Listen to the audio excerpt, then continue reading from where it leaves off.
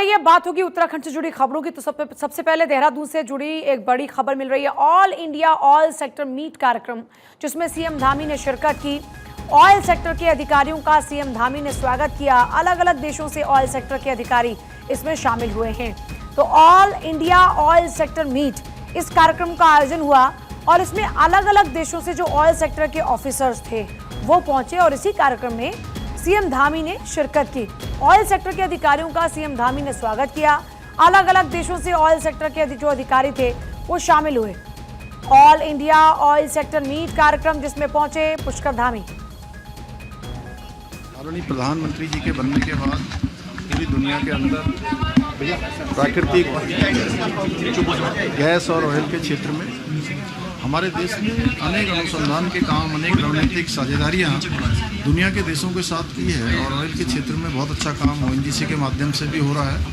और आज ये ऑयल मीट यहाँ पर आयोजित की गई है, इसमें पूरे देश भर के लोग यहाँ आए हैं। निश्चित रूप से इस मीट के होने के बाद और हमारे देश के उत्पादन के क्षेत्र में, तेल और गैस के अनुसंधान के क्षेत्र में और प्रगति होगी, नवाचार बढ़ेंगे और इकोनॉमी, इकोलॉजी और टेक्नोलॉजी तीनों का बेहतर समन्वय स्थापित करते हुए हम इसमें भी एक वैश्विक शक्ति की ओर हमारे प्रधानमंत्री जी के नेतृत्व में आगे बढ़ेंगे। उत्तराखंड में संगठनात्मक चुनाव को लेकर बीजेपी एक बार फिर से सक्रिय हो चुकी है और इसी को लेकर केंद्रीय संगठन ने चुनाव अधिकारियों की घोषणा कर दी है। उत्तराखंड में चुनाव अधिकारी की जिम्मेदारियां केंद्रीय राज्य मंत्री हर्ष मल्होत्रा को सौंपी गई हैं। इसे लेकर चुनाव प्रभारी खजान दास ने जानकारी दी और बताया कि 1 जुलाई तक प्रदेश का संगठनात्मक ढांचा तय कर लिया जाएगा। जुलाई से पहले भाजपा प्रदेश अध्यक्ष की भी घोषणा हो जाएगी। ऐसे में लंबे समय से चली आ रही इस कवायद को भी विराम लग जाएगा।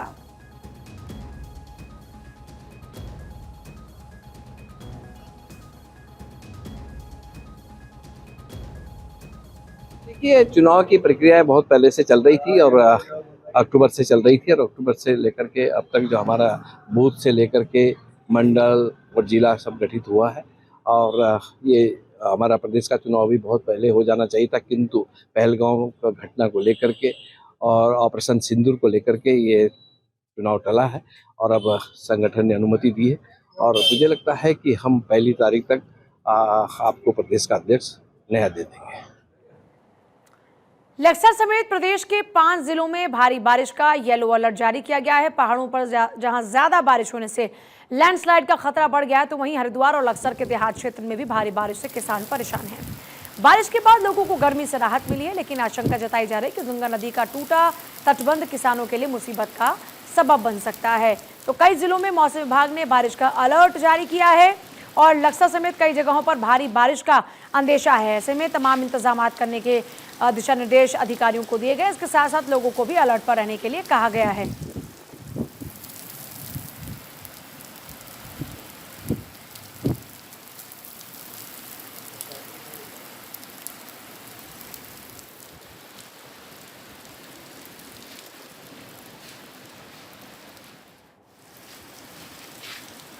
प्रदेश के 5 जिलों में मौसम विभाग ने भारी बारिश का अलर्ट जारी किया है। देहरादून, हरिद्वार, पौड़ी और बागेश्वर भी इसमें शामिल है।